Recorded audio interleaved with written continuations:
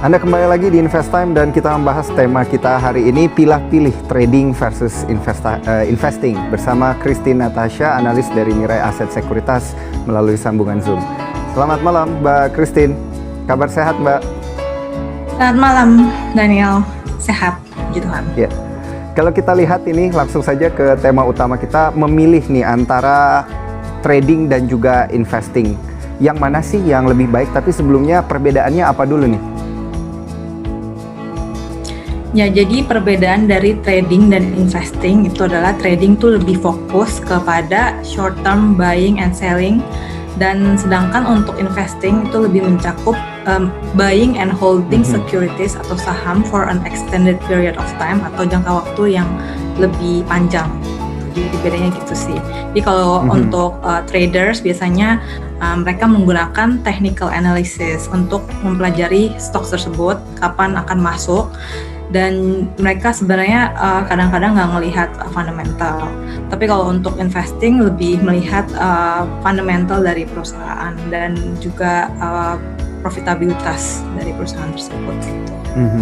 Kalau dilihat dari sisi jangka waktunya seperti apa nih mindsetnya Mbak Christine? Apakah kalau trading itu lebih baik jangka pendek, kemudian investing jangka panjang, atau sebenarnya seperti apa sih, berapa lama gitu tempo waktunya?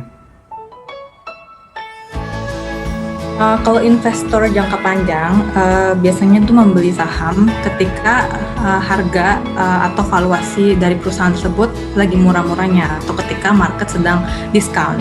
Dan valuasi saham tuh sebenarnya sih relatif ya murah atau mahalnya, asalkan investor jangka panjang ini melihat bahwa perusahaan tersebut masih akan terus bertumbuh.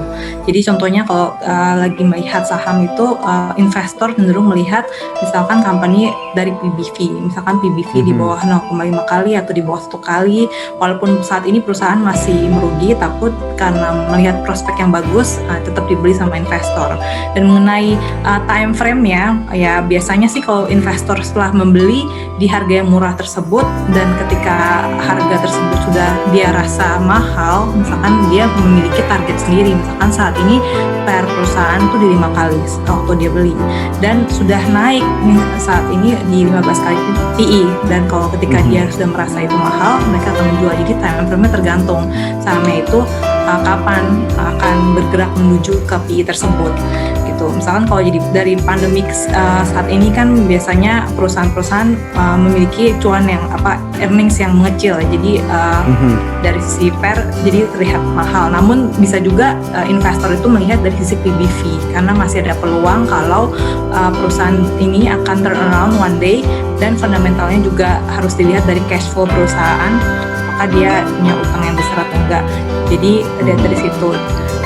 Kalau untuk trader ya biasanya mindsetnya itu mereka membeli saham yang dengan sentimen sesaat gitu. Biasanya mereka melihat grafik.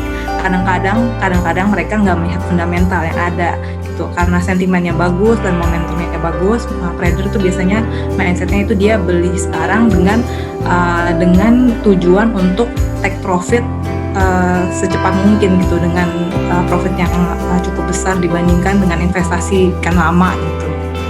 Nah, take profit secepat mungkin ini temponya biasa berapa lama nih? Apakah cuma sehari trading aja atau mungkin 1-3 hari begitu untuk para trader?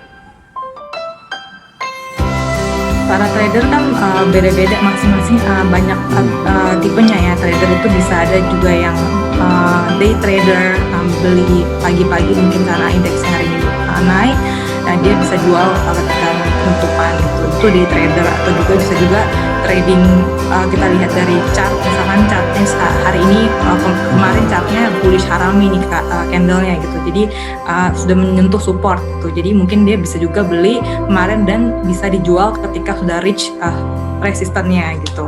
Jadi tergantung sih Oke. sebenarnya trader bisa ada yang daily, ada yang menit, ada yang beberapa hari gitu, ada yang bisa seminggu juga gitu. Itu masih termasuk trading gitu kalau menurut saya. Ada yang nggak sengaja kemudian dari trader ya, jadi investor gitu ya karena nyangkut ya Mbak Christine. Pernah nggak sih kayak gitu atau banyak nggak sih kasus-kasusnya? Iya, biasanya sih kalau trader yang nggak melihat fundamental dan nggak disiplin cut loss dan mereka nggak tahu risk profile dirinya sendiri, mereka biasanya nggak nge-cut loss terus dia jadi investor, jadi agak panjang ya. Jadi sebenarnya kalau untuk trader selain lihat sentimen, mereka juga harus disiplin cut loss. Jadi misalkan kita takut kita akan loss berapa persen dari yang kita investasi, itu kita harus ketika sahamnya sudah turn around, kita harus cepat-cepat cut loss. Kalau enggak ya jadi agak panjang gitu. Nah ini karena yang jadi menarik ya Mbak Christine. Iya. Agak susah juga nih kadang-kadang nih para trader gitu ya, apalagi yang baru belajar kan untuk disiplin cut loss-nya itu, karena mungkin beberapa dari mereka masih takut merelakan dananya begitu ya Mbak Christine. Kita beralih dulu sementara ke pertanyaan sosmed kita, gantian bertanya Mbak Christine. Ini ada pertanyaan dari @astridewayani, gimana sih keuntungan jadi trader, beban biaya apa yang ditanggung, misalnya fee transaksi atau bunga kalau ambil trading limit.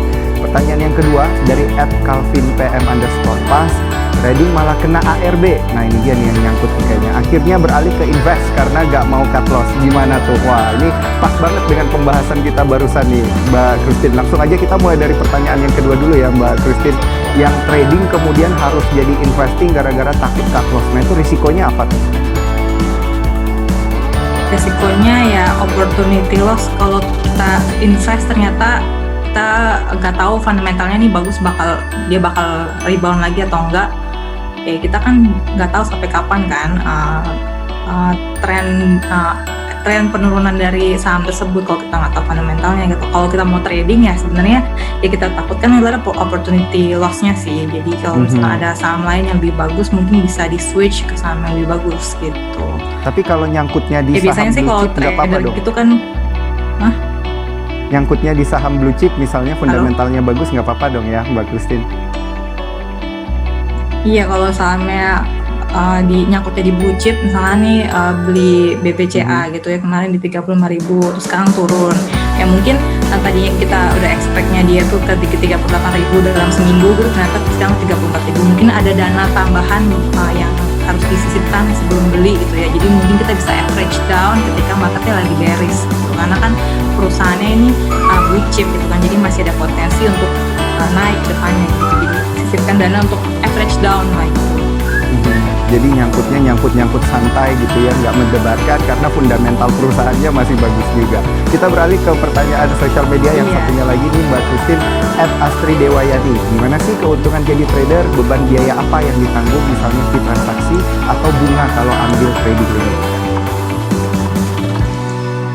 Ya, kalau trading limit kita pasti harus bayar bunga, dan hati-hati sih kalau saya sih nggak pernah menyarankan untuk trader untuk trading dengan margin ya, karena apalagi kalau kita beli dengan uang panas gitu kan, apalagi kalau nggak bisa memenuhi kewajibannya untuk membayar gitu, biasanya tuh ada yang namanya forced sale dari sekuritas gitu kan.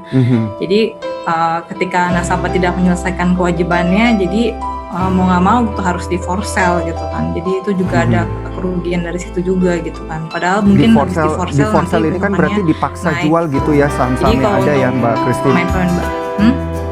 Banyak berarti ya, maksudnya di forced sale ini kan dipaksa jual begitu ya saham-saham yang ada di portofolio kita karena masa pembayarannya sudah lewat begitu. Nah ini banyak nggak sih yang kena kasus-kasus kayak gini?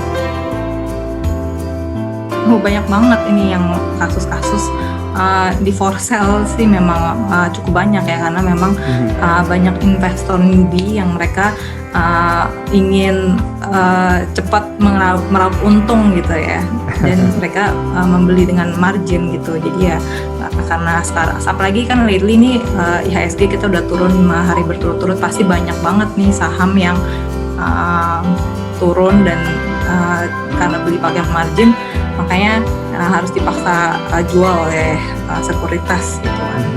investasi. Nah, Ya biasanya saham-saham kalau- yang small cap gitu udah turun, makin turun karena banyak perusahaan yang nge-for sale baik. pemain dengan yang Sehingga pakai tentunya risiko limit trading. investasinya malah jadi semakin besar ya, karena tentunya investasinya jadi banyak minusnya gitu. Nah, kalau terkait dengan fee transaksinya ini seperti apa? Fee transaksi seperti biasa sih, buy and sell 0,2% ya kalau nggak salah ya. Untuk sell biasanya fee-nya tuh lebih besar sih. Jadi ya kita hitung-hitung aja, kalau misalkan naiknya baru kita targetin beli saham A cuma naik 5% gitu, terus ternyata dia cuma naik 2%, jangan sampai lupa gitu, kita ada fee jual beli 0,225, beli jual itu udah ketutup apa belum transaksi fee-nya itu dengan cuannya kita gitu ketika kita jual saham tersebut setelah naik 2% gitu. Baik, nah ini menarik nih untuk kita bahas lebih lanjut lagi, terutama untuk strateginya ya, begitu nanti bagaimana strategi investasi atau investing dan juga bagaimana strategi untuk tradingnya. Dan jangan beranjak kemana-mana Sobat Cuan, karena dialog kami bersama Christine Natasha, analis dari Mirai Aset Sekuritas, akan kami lanjutkan usai jeda. Tetaplah bersama kami di Investime.